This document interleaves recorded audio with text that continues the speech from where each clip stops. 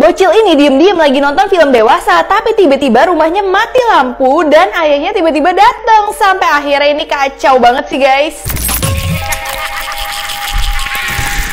Setiap anak ini ngobok-ngobok ikan yang ada di rumahnya, katanya bisa buat dia masuk neraka. Sampai akhirnya dia melakukan hal ini guys. Jadi kisahnya, anak ini tuh iseng banget. Setiap hari dia itu selalu obok-obok ikan. Nah, bibinya tuh selalu kasih tahu dia, jangan obok-obok ikan, nanti kamu masuk neraka. Nah, anak itu yang bandel nggak percaya sama sekali karena dia pikir kalau misalkan ikan itu diobok-obok itu nggak akan membahayakan ikannya. Tapi si bibinya bilang kalau misalkan kamu melakukan itu terus, kamu itu nggak akan masuk ke surga. Tapi kamu bakal masuk neraka dan kamu bakal diobok-obok sama ikannya. Nah, di situ anak itu langsung takut banget dong dan dia pingin banget masuk ke surga. Apalagi dia itu pingin menyusul orang tuanya. Karena dia udah kangen banget sama orang tuanya, dia pikir gimana caranya dia itu bisa masuk ke surga.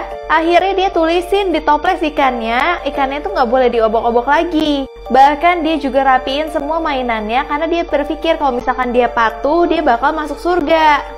Jadinya dia jadi anak yang baik banget, sampai tiba-tiba saat malam hari, dia itu berdoa sama Tuhan, semoga kali ini aku bisa masuk surga ya Tuhan, terutama malam ini. Nah, terus tiba-tiba pas malam, dia itu lupa matiin lampu. Tiba-tiba bibinya langsung matiin lampu dong kamarnya. Nah, itu ngebuat anaknya mikir kalau misalkan surga itu cuman gelap doang. Nah, karena dia pikir surga cuman hitam doang, keesokan harinya dia jadi ngobok-ngobok ikan lagi deh. Setiap hari pasangan ini nonton kuis di TV supaya kaya, tapi pas lagi mau menang tiba-tiba terjadi gempa bumi dan ini yang malah terjadi. Jadi kisahnya ada pasangan suami istri yang namanya Eis dan Kemet. Mereka itu hidupnya cukup kesusahan. Terus tiba-tiba mereka itu mikir kalau misalkan mereka itu bisa menangin kuis yang ada di TV. Jadi setiap hari walaupun mereka kalah terus, mereka tetap nongkrongin TV aja karena mereka pingin banget dapat uang dadakan. Sampai tiba-tiba kuis di TV ini kan merupakan lotre. Jadi tiba-tiba nomor-nomornya mereka itu mulai keluar semua. Bahkan nomor pertama udah keluar, nomor kedua keluar, nomor ketiga juga keluar, sampai akhirnya mereka itu seneng banget karena mereka yakin menang. Nah, pas lagi nunggu nomor terakhir, tiba-tiba terjadi gempa bumi di rumahnya yang membuat TV-nya jadi ngadat-ngadat dan mereka nggak bisa dengar nomor terakhir itu nomor berapa. Nah, di situ mereka panik banget dong, tapi pas TV-nya kembali nyala, tiba-tiba hostnya bilang nomor yang tadi itu hangus karena dia itu tidak menghubungi pihak televisi. Di situ mereka benar-benar kecewa banget karena mereka yakin kalau itu nomornya mereka. Tapi supaya mereka nggak kecewa-kecewa banget, mereka pikir itu bukan nomor mereka aja deh. Walaupun sebenarnya mereka itu membohongi diri mereka sendiri karena mereka yakin mereka akan menang. Cewek ini selalu minum cewek-cewek cantik yang dia temuin supaya dia itu bisa menjadi artis. Sampai akhirnya semua tuh jadi kacau banget guys. Jadi kisahnya, cewek ini bernama Natalie yang dia itu selalu mengikuti audisi tapi selalu nggak keterima. Padahal dia merasa mukanya dia itu udah cantik banget. Ternyata kali ini dia nggak keterima karena dia itu kurang penjiwaan di aktingnya. Nah, dia itu merasa semua hal udah dia lakuin kecuali hal ini. Akhirnya dia melakukan percobaan yang lebih jauh lagi. Jadi tiba-tiba dia itu menuju ke sebuah rumah, di mana rumahnya itu merupakan ibu dari temannya yang sudah meninggal. Temannya bernama Lauren. Nah, dia datang ke ibu tersebut dengan tujuan supaya dia itu bisa menjiwai perannya dia di audisi selanjutnya. Karena dia tahu kalau misalkan si ibu ini masih benar-benar berduka atas meninggalnya anaknya yang bernama Lauren. Nah, saat ngobrol sama si Natalie, si ibu yang ngomong, "Kok mata kamu jadi berubah banget ya? Mata kamu tuh kayak matanya Lauren." Akhirnya Natalie ngaku, dia bilang, "Ini memang mata Lauren. Semua yang ada di tubuhku itu hasil dari wanita-wanita cantik yang udah aku minum." Nah, si ibu ini benar-benar kaget banget dong, ternyata Lauren itu dihabisi oleh temannya sendiri. Nah, ternyata Natalie juga ngaku sebenarnya dia itu menuju ke ibunya karena dia pingin banget minum otak dari ibunya. Dia pingin banget kali ini dia dapat penjiwaan di audisi berikutnya supaya dia itu tahu rasa kehilangan beneran tuh kayak gimana sih. Akhirnya bener dong, dia udah minumin dan makanin otaknya supaya dia itu bisa mendalami peran yang benar-benar dalam banget.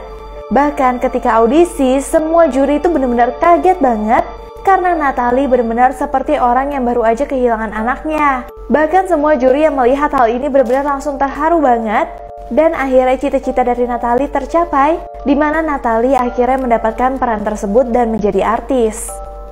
Bocil ini diem-diem lagi nonton film dewasa, tapi tiba-tiba rumahnya mati lampu dan ayahnya tiba-tiba datang. Sampai akhirnya ini kacau banget sih guys. Jadi kisahnya di sini ada bocil yang namanya Putra. Dia itu baru aja beli DVD dewasa. Pas rumahnya lagi kosong, dia itu kesempatan banget pengen nonton. Dia langsung nontonin deh DVD dewasanya. Pas dia lagi asik-asik, gak berapa lama dia nonton, tiba-tiba tuh mati lampu.